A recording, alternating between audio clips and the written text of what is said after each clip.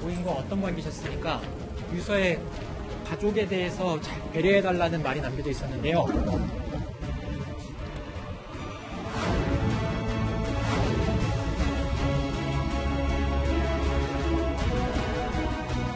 오늘은 고인의 발인이 있는 날입니다. 고인의 명예를 훼손하지 말아주시기 바랍니다.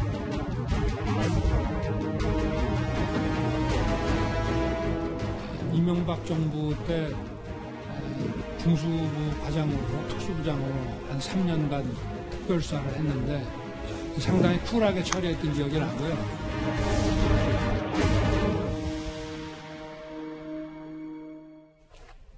그러게 화면 그대로입니다. A 수사관의 죽음이 윤석열 총장의 결단을 정말 앞당겼는지 이 얘기는 청와대 조금 전 첩보 관련 입장인데 하나하나 짚어보겠습니다. 자, 앞서도 짚어봤지만 윤석열 총장은 이렇게 살아있는 권력, 심장부에 칼을 겨눴습니다. 그런데 왜 지금 이 시기인 걸까요? 고인과 어떤 관계셨습니까? 유서에 가족에 대해서 잘 배려해달라는 말이 남겨져 있었는데요. 강압 수사를 한다는 의혹 제기가 있었습니다. 어떻게 생각하십니까? 현재 심경 한 말씀만 부탁드립니다.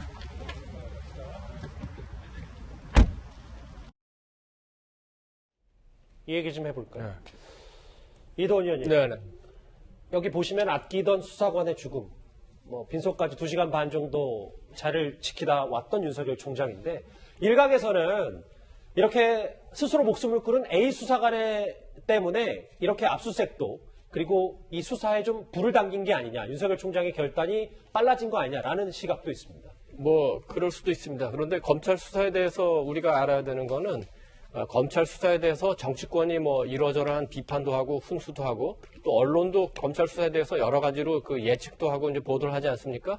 근데 결국 수사라는 거는 검찰의 스케줄에 따라서 하는 겁니다. 예를 들어서 조국 전 장관을 수사할 때 부인 정경심 씨가 이 날짜에 기소가 되니까 그 전날까지는 조국 장관을 불러야 된다, 소환조사해야 된다 이런 식의 보도가 있었지만 실제로 그렇지 않았죠. 검찰은 그 조국 전 장관에 대해서 수사할 수 있을 때, 소환할 필요가 있을 때 소환을 한 거거든요. 그래서 이번 수사도 마찬가지입니다. 지금 그 서울 동부지검에서 유재수 전 부시장 건을 수사하다가 이쯤 되면은 그 청와대를 압수수색해야 되겠다 했기 때문에 압수수색한 거고, 아까 김태현 변호사도 잠깐 얘기했지만 울산 이른바 하명 수사 사건, 선거 개입 의혹 사건도 이쯤 되면은 그 청와대를 압수수색할 만하다, 그렇게 되면은 그 압수수색할 겁니다. 아까 그 말씀하신 그 수사관의 사망은 이 압수수색의 시기보다는 수사의 의지를 강화하는 데는 아마 영향을 줬을 겁니다. 한 가지 조금 그 덧붙이자면은 우리가 이제 검찰에 대해서 검찰은 왜 그 죽은 권력만 수사하고 산 권력을 수사를 하지 않는 거야? 이런 의문을 제기하지 않습니까? 검찰에서는 이렇게 얘기합니다. 일단 그 정권이 바뀌면은 그 검찰이 수사할 대상이 현재 정권은 한 일이 없기 때문에 수사할 게 없는 건 맞습니다. 그렇기 때문에 앞선 정권에서 이루어진 비리들을 수사할 수밖에 없는 거죠. 그러다 2, 3년이 지나면은 현 정권도 뭔가를 했기 때문에 그걸 수사할 수 있는 겁니다. 다만 그거에 대한 수사 의지가 있냐 없냐, 그러면 앞선 검찰들은 많지 않았다고 보고 윤석열 검찰은 수사할 의지가 있다, 이런 차이가 있다고 볼 수 있죠. 송지 수사관이 시기보다는 의지를 높였을 가능성이 있다. 잠시만요. 지금 속보가 들어왔다는 제가 사인을 받았는데 속보 한번 같이 볼까요? 청와대가 이 압수수색을 당한 지 50여 분 뒤에 검찰이 따라간 뒤에 이렇게 입장을 내놨습니다. 검찰의 거듭된 압수수색의 유감이다. 그리고 이 국가보안시설 압수수색은 형사소송법상 불가능하다. 또 하나 있나요? 예. 하지만 검찰 압수수색 절차에 따라서 성실히 협조를 했다라고 했습니다. 김태현 변호사님. 네. 청와대 입장, 협조를 했지만 이 압수수색 자체가 유감이다라는 입장을 표명했습니다. 일단 압수수색은 강제 수사예요. 압수수색이든 체포구속이든 강제 수사를 받은 수사 당사자가 기분 좋을 수는 없어요. 그건 이해는 합니다. 김종석 앵커집 압수수색하면 기분 좋겠어요? 당연히 유감이죠. 누구나 마찬가지입니다. 다만 청와대라는 우리나라 최고기관은 이게 예를 들면 청와대 입장에서 보면 이런 의혹을 받고 있는 것이 그다음에 대통령 의혹 받는 건 아니잖아요. 그 민정수석실의 일부 비서관과 행정관들 의혹을 받고 있는 거지.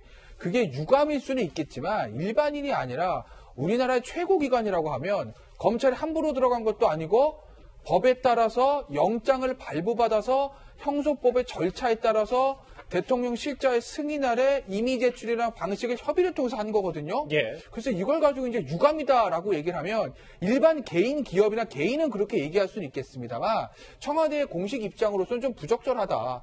어쨌든 검찰의 수사를 지켜보겠다라고 담담히 드라이하게 얘기한 건 맞지 않았나 싶고 그다음에 제가 오늘 청와대 풀 워딩을 보지 못해서 단정적으로 말씀드릴 수는 없으나 아까 두 번째 나온 얘기 있죠. 형사소송법상 국가 군사시설은 불가능하다. 예. 누가 그래요? 불가능하다고? 그럼 불가능하면 영장이 왜 나왔어요? 불가능하면 오늘 왜 했어요? 자, 정확한 형사소송법 규정을 말씀드리면 이 군사상 보안시설은요, 형사법상 불가능한 게 아니라 예. 그 기관의 장의 승인이 있어야만 할 수 있다. 1항입니다. 2항은 어떻게 되어 있냐면 기관의 장은 부득이한 사유가 없으면 그 압수수색을 거부하지 못한다. 이렇게 돼 있어요. 그 원칙적으로 무슨 얘기예요? 특별한 사정이 없으면 기관의 장의 허락을 받아서 압수수색하라는 얘기거든요. 근데 형소법상 불가능하다는 건 누구 생각이에요? 누구 해석이죠? 민정수석실 법무부상관실 해석인가요? 그러면 법원은 바본가요? 중앙지법 왜 영장 내줬어요? 알겠습니다. 그리고 저 한마디 더 할게요. 비서실은 왜 비서실장 그걸 승인했습니까? 예. 이제 김태현 변호사 잘 설명을 해주셨는데 사실 청와대가 그러면은 과연 군사상 보안 시설인가 이 부분은 우리가 좀 생각을 해볼 필요가 있는데 사실 범죄를 수사하는 데 있어서 압수수색의 제한은 없어야 돼요.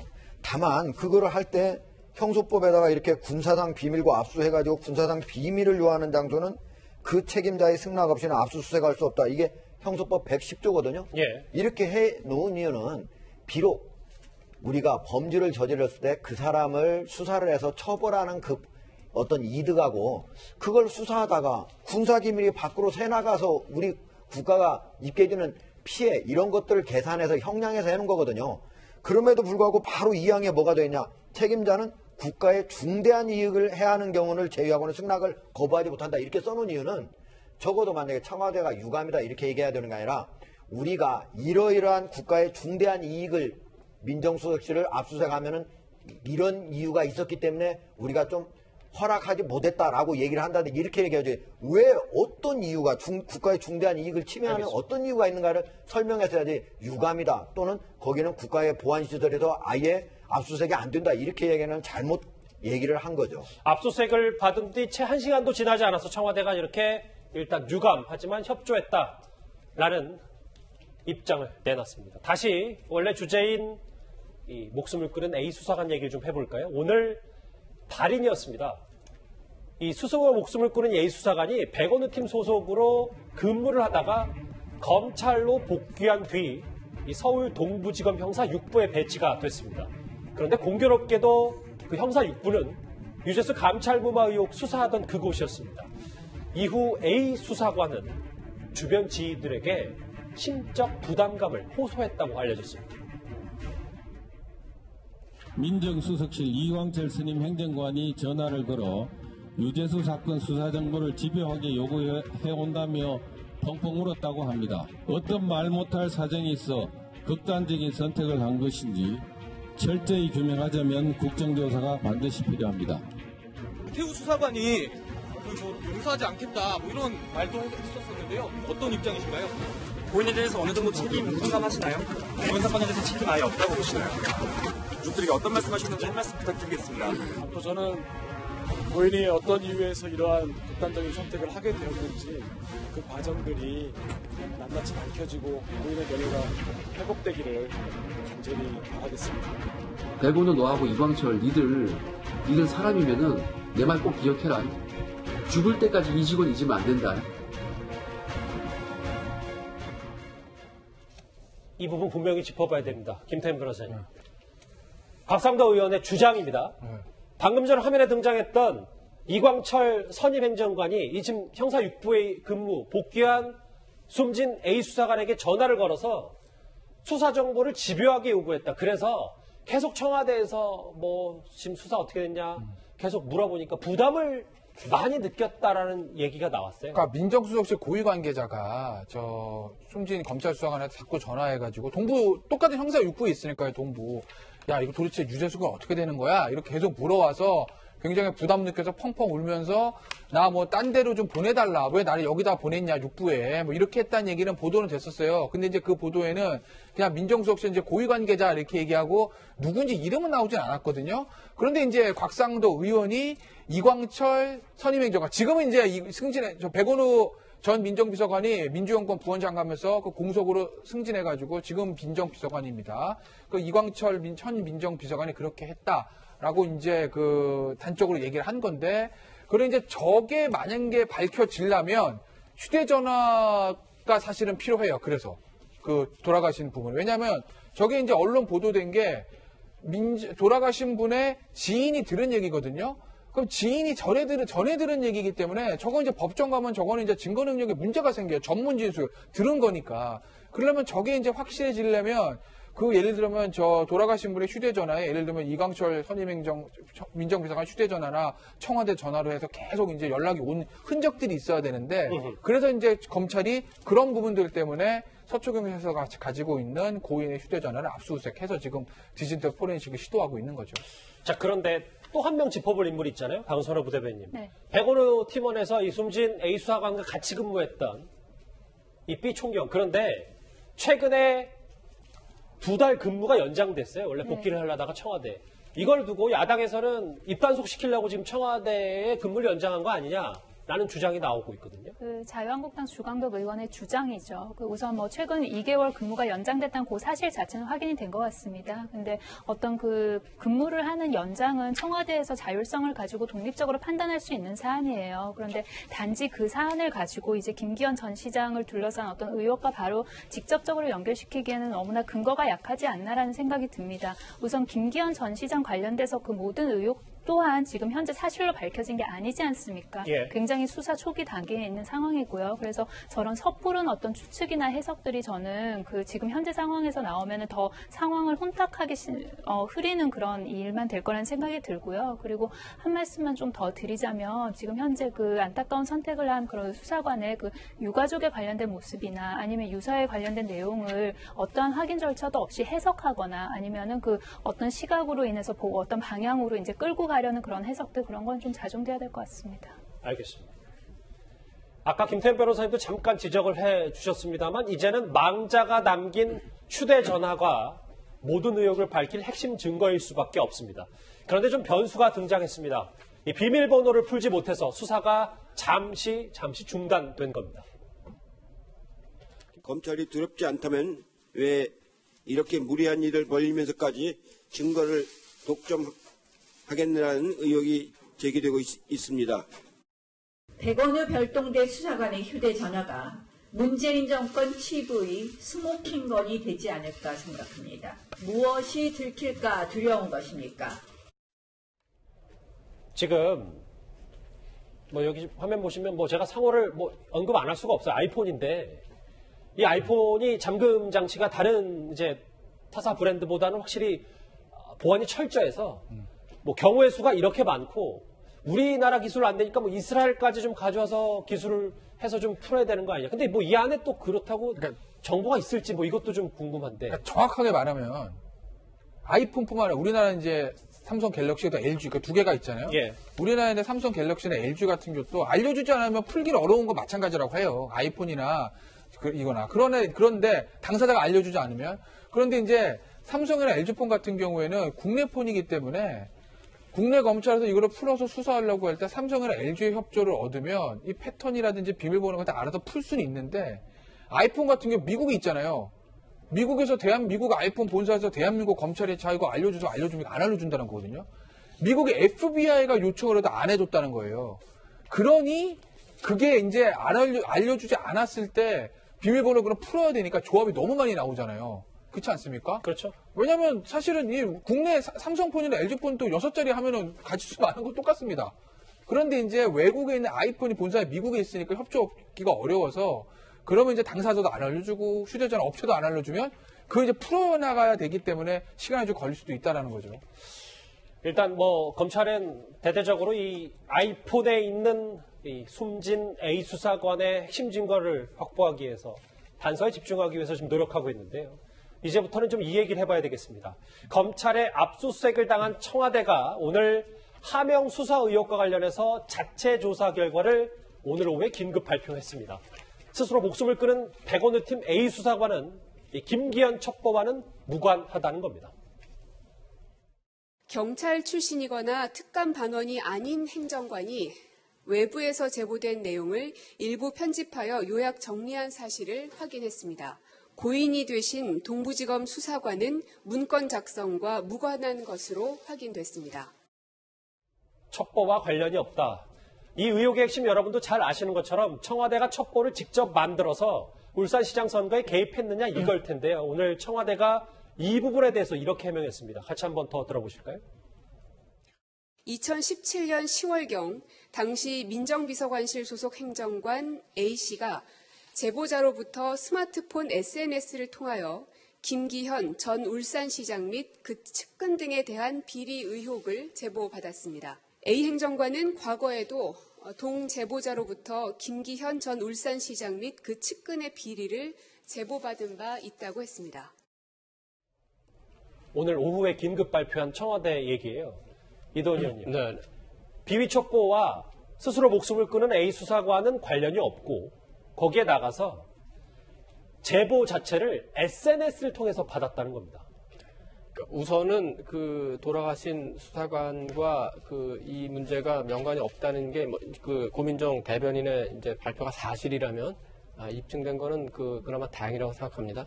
그렇지만 이 문제에 대한 의혹은 제대로 해명이 좀 잘 안 되는 것 같아요. 우선 아직도 그 제보자가 누군지 모르는 거 아닙니까? 그냥 공직자라고만 하는데 그분이 서울에서 근무하시는지 혹은 울산에서 근무하시는 건지 어떤 일을 하는지 만약에 그게 명확하다면 그걸 밝히는 게 그 의혹을 해소하는데 굉장히 효과적이었을 텐데 지금 그렇지 않고 있죠. 두 번째는 고민정 그 대변인의 오늘 발표를 보면은 이 발표는 백원우 전 비서관은 문제가 없다. 이걸 해명하기 위해서 아마도 발표한 것 같습니다. 조금만 소개를 해볼까요? 예. A 행정관은 제보 문건이 업무 개통을 거쳐 민정비서관에게 보고된 것으로 기억하며 추가 지시는 없었던 것으로 기억한다. 이런 부분이 있고 백 전 비서관은 이러한 사실을 기억하지 못하나 제보 문건의 내용이 비리 의혹에 관한 것이어서 반부패 비서관실로 이관하고 반부패 비서관실에서 경찰에 이첩했을 것이다. 이것만 보면은 백 비서관은 잘 모르고 그냥 기계적으로 전달만 했다 이런 것 같은데 그거는 박경철 그 비서관이 검찰에서 진술했다고 나온 보도와도 상당한 차이가 있고 실제 민정비서관의 역할과 대비를 비교해도 그렇게 납득할 만한 설명은 좀 아닌 것 같습니다. 하종대 국장, 제가 더 주목해보면 눈에 띄는 얘기가 이거거든요. 그러니까 지인에게 SNS를 통해서 이 최초 김기현 첩보를 제보받았다는 건데 제보자와는 말씀처럼 이도원 의원님 말씀처럼 이제 공무원, 공직자인 것으로 알려졌어요. 그런데 제보를 받은 사람이 캠핑장에 갔다가 우연히 알게 된 사이다 라는 주장을 했습니다. 청와대에서는요.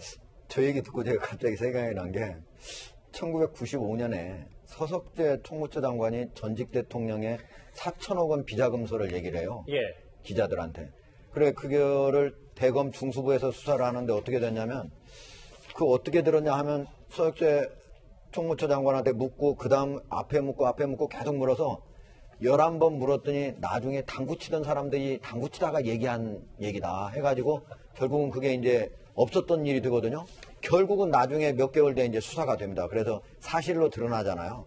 근데 이번 같은 경우에 지금 보면은 이 행정관은 검찰 출신도 아니고 경찰 출신도 아닌 걸로 지금 알려지고 있습니다. 예. 그런데 그 사람이 청와대도 아닌 다른 곳에서 공직자를 둘이 할 때 캠핑장에서 우연히 만났습니다. 그런데 2016년에 첫 번째 제보를 합니다. 그리고 제가 생각하기에 검찰도 아니고 경찰도 아닌데 그 공무원은 왜 그 사람한테 제보를 할 거예요? 이해가 안 됩니다. 2016년에. 그리고 나중에 2017년에 청와대에 들어온 다음에 다시 또 제보를 합니다. 그래서 그거를 정리를 해가지고 이제 결국은 민정비서관한테 이걸 전달했다 이렇게 되는 거거든요. 그런데 진짜 1995년에 유명했던 그 사건, 나가래라고 하는 그게 사건인데, 그 서혁대 전 그 총무부 장관의 4천억 비자감설이 그거하고 비슷하게 이게 아무것도 아닌 것처럼 해서 만들 때 하는 얘기 같은 느낌이 있어요. 캠핑장에서 알던 그렇죠. 지인에게 캠핑장에서 SNS를 우연히 만난 사람이 한 번 알려주고 그 다음에도 또 알려주고 이게 과연 가능한 일인가? 뭐 어디선가 이 수집을 하고 그걸 만들어서 청와대에 전달하고 하는 것들을 감추기 위한 건 혹시 아닌가? 이런 의혹을 사기에 아주 저 설명 자체가 매우 모호하면서도 왜 구체적으로 얘기를 안 했을까? 이런 것들을 지금 제 얘기를 듣는 시청자들이 의심을 하게 하는 발언이에요. 첩보의 출처는 캠핑장에서 만난 지인에게 SNS를 통해서 제보를 받았고 그 제보는 3년 전에도 있었고 오늘 청와대 해명 설명인데 저 김태현 변호사님 네. 저는 오늘 청와대가 네. 저 긴급 발표를 한다고 했을 때 그러면 증거도 있겠구나. 네. 그 제보가 어디서 나왔는지 SNS인지 SNS 문건이 있을지인데 증거가 없었단 말이죠. 아직까지 공개는 안 했을 수도 있지만 이렇게 되면은 논란이 좀 더 다시 불거지지 않을 수 없겠어요. 예를 들면은 청와대 진정조사 했는데 예를 들면 뭐 얼마 전에 저 그 울산에 김모 뭐 사업가 있잖아요. 그 고발인 그 사람이 민주당 적폐청산위원회하고 청와대 민정수석실에 제보했다고 했잖아요. 그 제보를 그냥 받아서 우리가 울산청 이첩했다라고 하면 뭐 그럴 수도 있겠다. 뭐 제보가 들어왔으니까 뭐 그렇게 뭐 믿어줄 수도 있을 건데 그래서 저는 좀 납득이 안 가는 게 글쎄 모르겠습니다. 저는 청와대에서 근무해본 일이 없어서 모르겠으나 저 말이 고민정 대변의 말이 다 맞다면 대한민국 청와대가 저렇게 일처리가 허술한가? 담당 행정관도 아니고 그냥 청와대에 있는 행정관이 예를 들어 특별감찰반에 밖에 나가서 들은 어떤 풍문도 아니고 청와대 근무하기 전에 캠핑장에서 만난 다른 공무원한테 SNS를 들은 걸 가지고 이걸 가지고 바로 민정수석실에 올려서 그걸 가지고 체킹도 안 해보고 바로 반부패 비서관실로 넘겨서 그래서 울산청까지 내려갔다?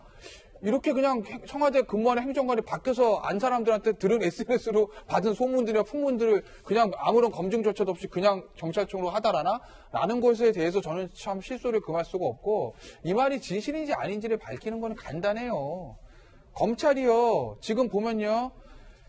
청와대, 반부패 비서관실 가서 경찰청으로 내려가 문건은 지금 확보하고 있는 것 같습니다. 예. 검찰발 소식을 들려보면. 그러면 결국 이 행정관이란 사람이 그 지인으로부터 어떻게 받았는지 내용을 보면 그 내용이 고스란히 말투만 바꿔서 간 건지 확대 재생산 각오된 건지 두 개 비교하면 금방 나오는 거잖아요. 그렇네요. 이 행정관은 그 받은 첩보 내용을 공문 형식으로 바꿨을 뿐이다. 아까 문구만 닫아들었다는 내용이고 형식만 내용이 부풀려졌는지 가공됐는지는 보면 되잖아요. 그럼 어떻게 하면 되겠어요?